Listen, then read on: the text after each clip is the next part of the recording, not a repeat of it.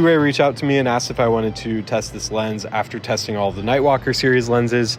And so they sent me this lens to use to test for this video and to keep. There was no money exchanged, and they have no say in what I make this video about. These are all my opinions, but of course, they sent it to me for free, so just keep that in mind. So right now I'm shooting on the Sirui Sniper series 75mm F1.2 lens. And to my knowledge, it is identical to the Nightwalker 75mm T1.2 lens. And the only difference is the Sniper series has autofocus, which is actually a really convenient benefit of using the Sniper series. Unfortunately, Sirui only was able to send me the 75mm because all of the other ones have been sent out. Assuming that the Sniper series lenses are consistent across the board, I'm getting similar results basically to my Nightwalker lenses. 75mm for video is not exactly the best focal length, especially with my style of filmmaking, which I would say is more leaning towards documentary. Shooting handheld on 75mm on a crop APS-C sensor on the X-H2s is not exactly smooth. If you use it on a tripod or you have some sort of stabilization, it is a nice focal length for getting some nice tight, sharp close-ups of interviews, for instance, or some nice, zoomed in shots of landscapes. I think it kind of feels like the 5X lens on the iPhone 15 Pro Max. For photos, it's really nice. It gives you some really interesting compositions, and shooting photos at f1.2 is great. My ideal focal length with the Sniper series would probably be 16 or 24mm on the APS-C X-H2s sensor. Cost versus image quality and features, it's really hard to beat in the market. There's not many other lenses that compete with this range, with this kind of what Sirui is bringing to the table with these lenses. It also has the 67mm thread, just like the Nightwalker series lenses. The Sniper series lenses are lighter, I would say, than the Nightwalker series. The build quality on the Nightwalkers is definitely higher feeling. There's a lot more metal parts, where the Sniper series, the build quality doesn't feel as robust and strong, which isn't a bad thing. I think it contributes to the lightweightness of the lenses. The design, I have to be honest, it doesn't really fit my aesthetic lens-wise. The blue accent and kind of the carbon fiber look, like, it's not really my aesthetic, but I think that's something that I can get over.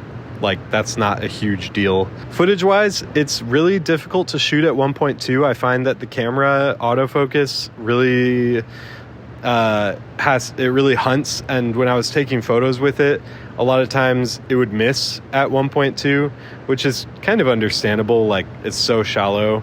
But I was surprised at how often it was missing. It took some practice to get used to, and I kind of had to hold the autofocus until a moment where it really stuck on it, and then I took the picture. With video, one of my favorite parts about the autofocus on video of all these lenses, the Sniper series, is that they actually are fully compatible with the Fuji bodies. So like when I'm using the tracking sensitivity and tracking speed for the autofocus, those settings actually carry through to the lens. On my Sigma lenses adapted with the Fringer adapter, the AF speed and the AF tracking does not carry through, so you get the really jerky autofocus, and it forces me to only use manual focus on those lenses anyways. Whereas this one, you can set the speed and the sensitivity and it works, which means I can set how slow it'll rack focus between subjects. I can tell it how long to stay locked on a subject before tracking to another subject. It makes shooting autofocus video a lot smoother, a lot more organic and better. Yeah, right now, actually, this lens is shooting at f1.2 on the 75mm. I'm using a moment variable ND, and it's cranked all the way down to 9 stops, as high as it can go, and I still have the shutter speed cranked a little bit. So if you're shooting in bright daylight and you want to shoot at 1.2, you're going to have to either use a lot of ND if you want to keep your good 1/48 shutter speed, or you're going to have to crank the shutter a little bit or stop down. I think to be safe, I wouldn't shoot at 1.2 all the time. it gets a little bit, like on the 75mm, it gets a little bit soft and fuzzy. I think to be safe, I would shoot at 1.8, 1.4 maybe, if I want to be really safe. Maybe 3.2 on the 75mm is pretty good. And you still get shallow depth of field with the 75mm. So if I'm not opening all the way up to 1.2, I might reach for a different lens. I might reach for a zoom lens to give me better range, or I might, move over to a sharper prime lens, like one of the Sigma Art primes, like a 30mm or something like that. In summary, I think the top benefits of this lens are the 1.2 aperture, the compatibility with Fuji bodies, having that AF tracking and AF speed actually work. They're very lightweight. They're easy to carry. The 6 to 7mm thread across the whole line is really nice. The things I wish were different, but not deal breakers: the build quality and the look of the lens. I wish it was a little bit different. The sharpness, I wish it was a little bit sharper at 1.2. It's a little bit soft, but that's kind of, physics maybe. The whole set has a really good focal range, like 16mm to 75mm in 5 lenses. That's a solid set. And if you have all 5 of them, it's probably not going to weigh you down too much. With prime lenses, it's hard because you have to, make the trade-off of having to change the lens all the time. But in my experience, that is kind of a good creative limitation.